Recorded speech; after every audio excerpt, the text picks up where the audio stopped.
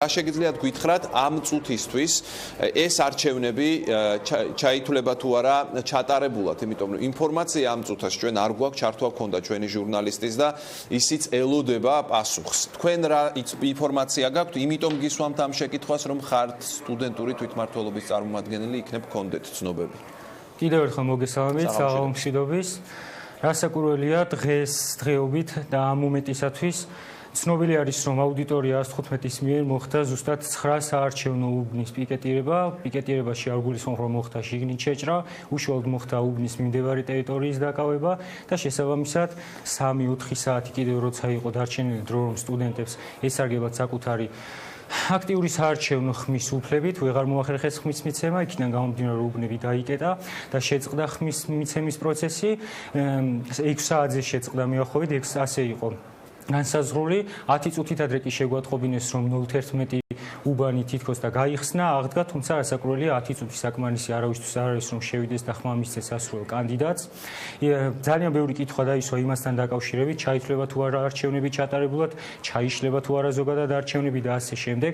პირველ რიგში აღნიშნო, რომ არჩევნების ჩაშლა, რომელიც სწორედ აუდიტორია 115-ის ერთ-ერთ უმთავრეს მიზანს წარმოადგენდა და ამას არც თავად მალავდნენ და არც და ამის შესახებ დიდი ხნის წინაც ვიცოდით. რასაკვირველია, ვერ ჩავთვლი, რომ თვითმმართველობის არჩევნები ჩაიშალა, იყო 13 უბანი დღეს, 4 უბანში ჩვეულებრივად განხორციელდა ხმის მიცემის პროცესი და 6 საათზე დასრულდა და შესაბამისად აირჩიენ კანდიდატები დელეგატობის. ამ სტატუსით ისინი 2 წლის განმავლობაში ისარგებლებენ, ხოლო რაც შეეხება იმ 9 უბანს, სადაც უშუალოდ ვერ მოხერხდა სრულყოფილად ხმის მიცემის პროცესის ჩატარება მიუხედავად იმისა, რომ ყოველგვარი დარღვევების გარეშე მიმდინარეობდა მათი შემოჭრამდე უნივერსიტეტში. რასაკვირველია, გვაქვს იმის თქმის საშუალება, რომ შეიძლება გამოცხადდეს ხელახალი არჩევნები სწორედ ამ 9 უბანში, თავიდან ზუსტად იგივე კანდიდატებს, რომლებიც იყვნენ დარეგისტრირებული, ექნებათ შესაძლებლობა, რომ იყარონ კვლავ კენჭი. გასაგები არჩილ, აი ცოტა უფრო რომ გავშალოთ ახლა ეს თემა ჩვენ გვახსოვს გაზაფხულზე დაწყებული გაზაფხულზე უკვე პიკი იყო ამ პროცესების ცოტა უფრო მანამ დაიწყო უნივერსიტეტში ძალიან ცხელი პროცესები იყო. თქვენ უშვებთ იმის ალბათობას, რომ შესაძლოა მსგავსი პროცესები განვითარდეს ახლაც უნივერსიტეტში, როდესაც აი ნახეთ დღეს ერთი ფორმა აუდიტორია 115-ის, რომელმაც ამ ფორმით გადაწყვიტა თავისი პროტესტი გამოეხატა. ეს იქნება თქვენი აზრით ძლიერი მოძრაობა კვლავ?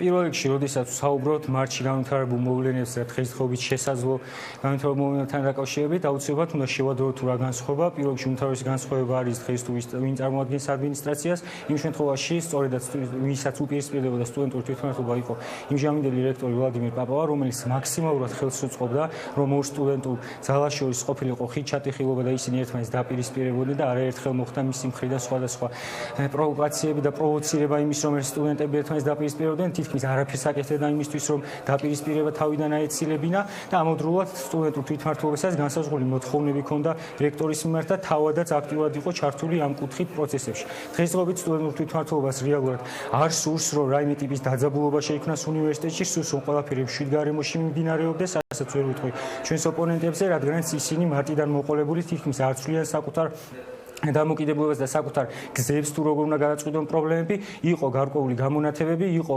მომენტები, როდესაც ვიფიქრეთ, რომ აი დავჯექით მოსალაპარაკებელ მაგიდასთან და რეალურად მივაღწევთ შედეგებს, თუმცა მათი მხრიდან მოხდა გამუდმებით სხვადასხვა მოთხოვნების ცვლილება, რამაც შესაბამისად შედეგი ვერ გამოიღო. რაც შეეხება დღეს მათ მაქსიმალურად სურთ, რომ თვითმმართველობის არჩევნები ვერ ჩატარდეს, მე-6 მოწვევის თვითმმართველობა ვერ დაკომპლექტდეს. მათი ერთ-ერთი უმთავრესი მიზანი არის ის, რომ დესტრუქციული მეთოდებით უნდა მიაღწიონ მიზანს, რადგან მათი თქმით არასრულებს არც განათლების მინისტრი და არც რექტორი მათ მოთხოვნებს და ასე ვთქვათ, გადაგდება არ მოხდება აუდიტორია 115-ის. შესაბამისად, ყველაფერს იზამენ იმისთვის, რომ მიზანს მიაღწიონ. რაც შეეხება სტუდენტურ თვითმმართველობას, მაქსიმალურად შევინარჩუნებთ კონსტრუქციულობას, მაქსიმალურად შევესწრებით, რომ თავიდან მადლობთ. კიდევ დაგიბრუნდებით ახლა ქალბატონ მარიამთან მინდა გადავიდე.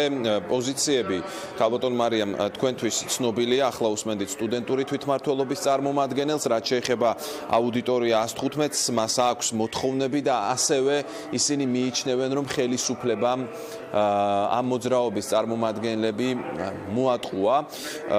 რა გეგმა გაქვთ, რას ფიქრობთ, როგორ უნდა დარეგულირდეს ეს ვითარება სახელმწიფო უნივერსიტეტში? თქვენი მოსაზრებები და ხედვა რა არის? მოგესალმებით, ვახო მივესალმები სტუდენტური ორგანიზაციების თვითმმართველობის წარმომადგენლებს. მე დღეისათვის მაქვს შეფასების გაკეთების საშუალება იმ მონაცემებზე დაყრდნობით, რომელიც ჩემთვის ცნობილია როგორც უნივერსიტეტის მმართველობის, ასევე განათლებისა და მეცნიერების სამინისტროს მხრიდან. სამწუხაროდ მე დღეს არ ვარ თბილისში, რომ უფრო ახლო, ესე ვთქვათ, დაკვირვება გამიხორციელებინა მოვლენებთან მიმართებაში, მაგრამ ის ინფორმაცია, რაც ჩემს ხელთ არსებობს, ადასტურებს გარკვეულწილად იმ თემას, რომ ხშირად ხდებოდა გარკვეული მოთხოვნების, ესე ვთქვათ, ცვლილება 115 აუდიტორიის მხრიდან. ვიცი, რომ ახლად არჩეული რექტორის და ზოგადად თბილისის სახელმწიფო უნივერსიტეტის მმართველობამ არაერთი მნიშვნელოვანი ნაბიჯი გადადგა. სწორედ თავდაპირველი მოთხოვნების განსახორციელებლად, როგორც სტრატეგიული დაგეგმარების, ასევე სტუდენტური საცხოვრისების მიმართებაში ფინანსური მმართველობის კუთხით იგეგმება ძალიან მნიშვნელოვანი რეფორმა, რომელიც მისცემს საშუალებას ყველა სტუდენტურ ორგანიზაციას თანაბარი წვდომა ჰქონდეთ სტუდენტურ პროექტებთან დაკავშირებით. მე ვიცი, რომ რეალური პროგრესი ამ მიმართულებით არის განხორციელებული. სამწუხაროა, რომ გრძელდება, ასე ვთქვათ, საპროტესტო აქცია და მე იმედი მაქვს, რომ ამ აქციას ექნება ობიექტური მიზეზები. ამდენად მე სიამოვნებით ვთავაზობ ორივე მხარეს მოლაპარაკების მაგიდას. მე სიამოვნებით შევხვდები როგორც აუდიტორია 115-ის, ასევე სტუდენტური თვითმმართველობის წარმომადგენლებს და კონსტრუქციულ რეჟიმში ქალბატონ მარიამ, აი კონკრეტული შეკითხვა, აუდიტორია 115-ს აქვს კონკრეტული მოთხოვნები. ერთ-ერთ მათგანზე გითხავთ, რომ მათი აზრით თვითმმართველობის არსებული მოდელი უნდა გაუქმდეს. ისინი ფიქრობენ, რომ ამ სახით თვითმმართველობა არ უნდა არსებობდეს უნივერსიტეტში. თქვენი აზრი როგორია ამ საკითხზე? აი რას ფიქრობთ ახლა ამ ფორმით მოქმედ თვითმმართველობაზე? კი ბატონო, გიორგი, ჯერ ჩემ შეკითხვას უპასუხებს ქალბატონი მარიამი, შემდეგ გექნებათ შესაძლებლობა თქვენც მოგცემთ დროს. გისმენთ ქალბატონ მარიამი. ახლა ჩემი პროფესიული გამოცდილების 18 წლის განმავლობაში არაერთხელ ყოფილა ეტაპი, როდესაც საზოგადოებრივი მოძრაობის და საპროტესტო, ესე ვთქვათ, მსვლელობის ან ნაბიჯების შემდგომ ჩვენ ძალიან კონსტრუქციულ რეჟიმში გადავსულვართ თანამშრომლობის.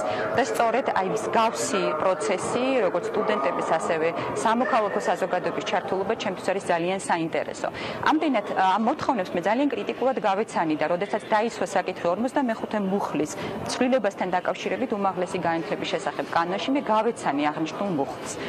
ობიექტურად დღეს არსებული მუხლი იმ ჩანაწერით, რომელიც მოქმედი კანონმდებლობა ითვალისწინებს, არის აბსოლუტურად დემოკრატიული პლატფორმა, რომელიც აძლევს თითოეულ სტუდენტს თანაბარი ჩართულობის საშუალებას საარჩევნო პროცესში. თუ კი აუდიტორია 115-ს აქვს უკეთესი მოდელი, რომელიც ეფუძნება საერთაშორისო გამოცდილებას, მე მზად ვარ, რომ განვიხილო მათთან ერთად და ასევე მეორე მხარესთან ერთად არსებული უკეთესი მოდელები დახვეწის თვალსაზრისით და ჩვენ შევაჯეროთ პოზიციები. ამისთვის მე მზაობას ვადასტურებ. გასაგებია. ქალბატონო მარიამ, ჩვენს ერთ-ერთ სტუმარს გიორგი არობელიძეს, აუდიტორია 115-ის წარმომადგენელს აქვს შეკითხვა თქვენთან და მოდით მოусმინოთ მას გარკვეულ საკითხებზე თქვენი პასუხი აინტერესებს. პირველ რიგში მოგესალმებით, გილოცავთ პარლამენტის წევრობას და კომიტეტის თავმჯდომარეობას და დარწმუნებული ვარ, ამ 4 წლის განმავლობაში იქნებით პროგრესული რეფორმების და პროგრესული იდეების მხარეს. რაც შეეხება კითხვას, მე მაინტერესებს თქვენი როგორც პარლამენტის წევრის პოზიცია, როგორ შეაფასებდით სიტუაციას, როდესაც ხელისუფლების წარმომადგენლები თვეების განმავლობაში საზოგადოებას, სტუდენტებს პირდებიან კონკრეტულ ცვლილებებს და ამაზე მათ შორის ქვეყნის უმაღლესი პირები აკეთებენ საჯარო განცხადებებს. გასაგებია თქვენი პოზიცია, რომ თურმე ეს აღნიშნული მოდელი არის დემოკრატიული და ყველა სტუდენტს აძლევს თანაბრად ჩართვის საშუალებას პროცესებში, მაგრამ განსხვავებულად ფიქრობს საქართველოს პრემიერ-მინისტრი, რომელიც აღნიშნულ მოდელს მოიხსენიებს როგორც სიმახინჯეს, განსხვავებულად ფიქრობს საქართველოს სახალხო დამცველი, რომელიც საფაკულტეტო საბჭოს დაკომპლექტების წესს უწოდებს არაკონსტიტუციურს და არადემოკრატიულს. განსხვავებულად ფიქრობს ფიქრობდა ყოველ შემთხვევაში ხა არ ვიცი პოზიციები შეიცვალა განათლების მინისტრი და ყოფილი მინისტრი ასევე და თვეების განმავლობაში გრძელდებოდა კონკრეტული დაპირებების გაცემა. გასაგებია გიორგი შეკითხვა რაში მდგომარეობს? პოზიცია როგორია? აი ამ დროს რა უნდა გააკეთოს და დარწმუნებული ვარ მე ვიცი რომ თქვენ ხართ შესანიშნავი განათლება გაქვთ და ასე შემდეგ დარწმუნებული ვარ მათ შორის იცნობთ საერთაშორისო სტუდენტურ პროტესტის გამოცდილებებსაც. აი მაინტერესებს რო უთხრათ მაყურებელს რო გითხრათ ჩვენ როგორ იქცევიან სტუდენტები მაშინ როდესაც მათ ხელისუფლება პირდება მრავალჯერ მაგრამ ეს დაპირებები არ სრულდება. მადლობთ ქალბატონ მარიამ გისმენთ. შეიძლება მეც გავაკეთო კომენტარი ამ საკითხთან დაკავშირებით როგორც კი პასუხს გასცემ. არჩილ თქვენ მოგცემთ შესაძლებლობას ჯერ ქალბატონ მარიამს მოусმინოთ მის პასუხს შემდეგ თქვენ გექნებათ რა თქმა უნდა შესაძლებლობა რომ განცხადება გააკეთოთ.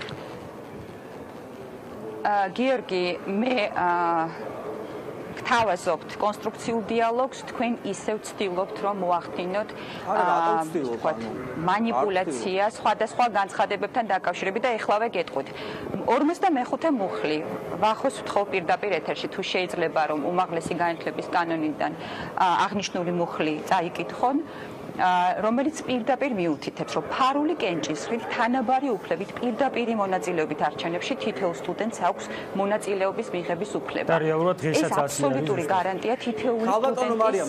ეს პირდაპირი რისი პირდაპირი არჩევნებზია საუბარი? აი ეგ გითხარით. ანუ პირდაპირი წესით ირჩევენ სტუდენტურ თვითმმართველობის წევრებს და არა საფაკულტეტო საბჭოს წევრებს, ხო? ან ხო ამაზეა საუბარი? გასაგებია გიორგი, მაგრამ რაც თავია საარჩევნო პროცესში მონაწილეობა. არჩილ უკაცრავად, არჩილ გიორგი ბოდიშვილი ქალბატონ მარიამთან იმყოფება ქუთაისში. ხმა მიდის ცოტა დაგვიანებით. ჩვენ აუცილებლად უნდა დავასრულებინოთ მას და შემდეგ რეპლიკისთვის გიორგი მოგცემთ ამ დროს. უბრალოდ ტექნიკურად თუ შეიძლება ჩემი პოზიცია დამაფიქსირებინეთ. გიორგი, თქვენ ტექნიკურად ისეა რომ მაყურებელი ვერაფერს ვერ გაიგებს. მოგცემ ზუსტად ორ სიტყვას ვიტყვი. კარგით, ორი სიტყვა თქვით. მე მაქვს ეჭვი რომ უბრალოდ ქალბატონ მარიამა ჯერ არ იცის ის კონკრეტული დებულებები თუ რაზეა საუბარი და ზოგადად არ იცნობს იმ მოთხოვნებს სიღრმისეულად რომელსაც ჩვენ ვაყენებთ, თორემ დარწმუნებული ვარ ეცოდინებოდა რომ ჩვენ აქ საუბრობთ იმაზე რომ საფაკულტეტო საბჭოებში არ ხდება პირდაპირი წესით არჩევა. ანუ ქალბატონო მარიამ მე სტუდენტს თუ მაქვს სურვილი რომ მონაწილეობა მივიღო უნივერსიტეტის არჩილში აუცილებლად ანუ არა უკაცრავად ამ შემთხვევაში არჩილ უკაცრავად ნახეთ ეხლა თქვენ რას აკეთებ ვერ გაიგებს მაყურებელი შინა უკაცრავად მიკროფონი საფაკულტეტო საბჭოს შესვლაზე არჩილ როდესაც საუბარი მოგცემთ სიტყვას უნდა გაგეთიშოთ სტუდენტებს რომ მოისმენონ მიკროფონს გაგეთიშოთ ხო გათიშოს მიკროფონი იმიტომ რომ ასე ვერ გაგრძელდება დისკუსია გიორგი ბოდიშ გიხდით თქვენს ქალბატონ მარიამ კი არ მომცეთ საშუალებას რომ გისმენთ თქვენ უნდა დაასრულოთ თქვენი აზრი გისმენთ გასაგებია ვახო რომ გიორგის აქვს მცდელობა რომ თქვათ სუბიექტურად შეაფასოს და წარმოაჩინოს ასევე დამოკიდებულება რამდენად ვიცნობ მათ მოთხოვნებს და რამდენად არა გარწმუნებ რომ დეტალურად გავეცანი ამ მოთხოვნებს და კიდევ ერთხელ ვაფიქსირებ რომ მე მზად ვარ დიალოგისთვის მოუხმო ორივე მხარეს მე ვფიქრობ რომ ზედმეტად თქვათ გადაჭარბება და თქვათ ესკალაცია ამ საკითხის ნამდვილად არ არის საჭირო როგორც საკანონმდებლო ორგანოში განათლებისა და მეცნიერების კომიტეტის ხელმძღვანელი მე გთავაზობთ დიალოგისთვის მაგიდას რომელიც მოგცემს საშუალებას რომ თუ კი ნამდვილად არსებობს არგუმენტები და დადასტურებული არგუმენტები რომ პირდაპირი არჩევით და თქვათ საფაკულტეტო საბჭოში უშუალო არჩევა უკეთესად მუშაობს სხვადასხვა ქვეყნის გამოცდილებით ვიდრე დღეს არსებული კანონმდებლობა მე მზად ვარ ამ დიალოგისთვის მე ვფიქრობ უკეთეს პირობას ამ ეტაპისთვის ვერ შევთავაზებ გასაგებია ქალბატონ მარიამ მოდით მოვისმინოთ რა შეიძლება სტუდენტების მოტყუებას ხელისუფლების მხრიდან ვახო თუ შეიძლება იცით მე უბრალოდ ძალიან რთული არის ტექნიკური ხარვეზიც არის და ფიზიკურად წარმოუდგენელია ჩემთვის ამ დისკუსში მონაწილეობა მე ჩემს პოზიციას კიდევ ერთხელ დავაფიქსირებ რომ მე გავეცანი თბილისის სახელმწიფო უნივერსიტეტის რექტორის და ასევე განათლების სამინისტროს მხრიდან თავდაპირველ მოთხოვნებს და რა ნაბიჯებია გადადგმული და ნამდვილად მე ვფიქრობ რომ არაობიექტურია ის პოზიცია რომ არაფერი არ გაკეთებულა და პროგრესი არ იყო გადადგმული თავდაპირველ მოთხოვნებთან შესაბამისად ამას ადასტურებს ის, რომ ამ ეტაპზე ისევ, თქვათ, მე არ მქონია სამწუხაროდ საშუალება სტუდენტებს პირადად შევხვედროდი და მე მზად ვარ, ორშაბათს ბრუნდები თბილისში და მე მზად ვარ, რომ მოусმინო ორივე მხარეს ჩვენ ვიმსჯელოთ მხოლოდ და მხოლოდ კონსტრუქციულ რეჟიმში. ეს არის ჩემი უპირობო მოთხოვნა. დიდი მადლობა და ახლა სტუდენტური თვითმმართველობის წარმომადგენელსაც მოусმენთ. გმადლობთ ქალბატონო მარიამ იმისთვის, რომ მიიღეთ გადაცემაში მონაწილეობა. მარიამ ჯაში განათლების კომიტეტის თავმჯდომარე იყო ჩვენი სტუმარი ქუთაისიდან. არჩილ გისმენთ თქვენ. აუცილებლად უნდა გავაკეთო კომენტარი იმასთან დაკავშირებით, რომ როდესაც აუდიტორია 115 აჟღერებს მოთხოვნას, რომ აუცილებლად 55 მუხლის მესამე ნაწილი უნდა შეიცვალოს, ან მთლიანად 55 მუხლი უნდა შეიცვალოს, იმიტომ რომ პირდაპირი წესით არ ხდება არჩევა. რეალურად დღეს, როდესაც სტარდება თვითმმართველობის არჩევნები, პირდაპირი წესით არჩევა ხდება და ზოგადად კანდიდატურის დაყენება როგორც დელეგატის, ასევე საფაკულტეტო საბჭოში შესვლასთან დაკავშირებით. შეუულებრივად დღესდღეობით 172 დელეგატი არის დარეგისტრირებული კანდიდატად არჩევნებში. აქედან მოხდება 140 დელეგატის არჩევა და შეიკრიბება საერთო კრება, ხოლო როდესაც მოხდება თითოეულ ფაკულტეტზე არჩევა გარკვეული რაოდენობის დელეგატების, მიახლოებით თითქმის ყველა ფაკულტეტზე ეს არის 20 დელეგატი, იქიდან ყოველ კურსზე საუკეთესო 3 რეიტინგის მქონე სტუდენტი ავტომატურად შედის საფაკულტეტო საბჭოში. როდესაც აუდიტორია 115 აჟღერებს, რომ თავად სტუდენტური თვითმმართველობის მიერ ხდება არჩევა ამ დელეგატებიდან გარკვეული პირების თუ რომელიც შევა საფაკულტეტო საბჭოში, ეს არის ცდარი. შეიძლება ადრე ასე იყო, თუმცა დღეს, როდესაც ვითხოვთ, რომ შეიცვალოს არსებული პრაქტიკა, რეალურად ეს უკვე შეცვლილია. არჩილ, აი თქვენ როგორ წარმოგიდგენიათ მომავალში, როგორ უნდა იყოს? აუდიტორია 115 მუდმივად ამ პროტესტის რეჟიმში, თქვენსა და აუდიტორია 115 შორის ეს დაპირისპირება მუდმივად და ვითარება სულ ასე უნდა შენარჩუნდეს თუ ფიქრობთ რომ რაღაც უნდა შეიცვალოს? რეალურად აუდიტორია 115 ალბათ 55 მუხლის მესამე ნაწილს მომავალში ხედავს ის რომ პირდაპირ წესით მოხდეს არჩევა სტუდენტების საფაკულტეტო საბჭოში და რეალურად ეს დღეს უკვე 100 არის, ანუ გამოდის რომ თქვენი რეალობა დამდგარად რაღაც აპროტესტებთ, ალბათ საკუთარ თავს უნდა გკითხოთ და მიხვდეთ რომ რეალურად არაფერი აღარ არის მაშინ გასაპროტესტებელი, აუცილებლად საკონსტიტუციო სარჩელიც უნდა აღნიშნო, რომელიც წარდგენილი არის რომ თურმე 55 მუხლის მესამე ნაწილი არ მოდის თანხმედრაში კონსტიტუციის 26 მუხლთან და რეალურად კონსტიტუციის 26 მუხლი შეეხება გაერთიანებებს, სტუდენტური თვითმმართველობა კიდევ არ წარმოადგენს გაერთიანებას, არის უნივერსიტეტის დამოუკიდებელი ორგანო, შესაბამისად ის რომ 26 მუხლის დაცვის სფეროში არ მოდის სტუდენტური თვითმმართველობა და კონსტიტუციის სარჩელში არის აღნიშნული 26 მუხლი, ეს უკვე ხაზს უსვამს იმას რომ ეს საკონსტიტუციო სარჩელი არის დაკავშირებით შეიძლება ბევრი ვისაუბროთ იყო შეუთანხმებლობა, მაგრამ მე მთლიან პროცესზე გეკითხე. და რაც შეეხება ურთიერთობას აუდიტორია 115-ის და სტუდენტურ თვითმმართველობას შორის, სტუდენტური თვითმმართველობა ყოველთვის მზად იყო, რომ მოსალაპარაკებელ მაგიდაზე დამისხდარიყო ეს ორი ჯგუფი და რაიმე გადაეწყვიტათ კონსტრუქციულად და არა აუდიტორიების აჭრით. გმადლობთ. აი ახლა მოდით გიორგის მოусმინოთ, ჩვენი დრო იწურება და მე მაინტერესებს ის როგორ ხედავს მთელი ამ პროცესის მომავალს. ვახო ალბათ თქვენც გეცოდინებათ რომ როდესაც თქვენი პროდიუსერი დამიკავშირდა მე მას ვთხოვე რომ არ ყოფილიყო სტუდენტურ თვითმმართველობასა და ჩემს შორის რაღაც დებატების ეგ არ არის იმას ვამბობ რომ ჩვენ რეალურად არაფერი სადებატო და სალაპარაკო სტუდენტური თვითმმართველობის წევრებთან არ გვაქვს, იმიტომ რომ ნუ ეს არიან ადამიანები, რომლებსაც რასაც ჩაძახებენ, შემდეგ იმას გაიმეორებენ და ეს ყველაფერი გასაგებია, მაგრამ ჩვენ საქმე გვაქვს გადაწყვეტილების მიმღებ პირებთან. საქმე გვაქვს განათლების კომიტეტის ხელმძღვანელთან, საქმე გვაქვს განათლების მინისტრთან, საქმე გვაქვს პრემიერ-მინისტრთან, რომლებმაც გასცეს კონკრეტული დაპირებები. რაც შეეხება ქალბატონი მარიამის რეპლიკას, რომ თუ პირდაპირი წესი უკეთესია, ამის რაღაც საერთაშორისო გამოცდილება და ასე შემდეგ. ქალბატონო მარიამ თუ კი არა, აქ არავითარი კითხვის ნიშანი არ არსებობს. არ შეიძლება სტუდენტის მონაწილეობას საფაკულტეტო საბჭოში და უნივერსიტეტის მართვის პროცესში კონდეს რაიმე შუარგოლი.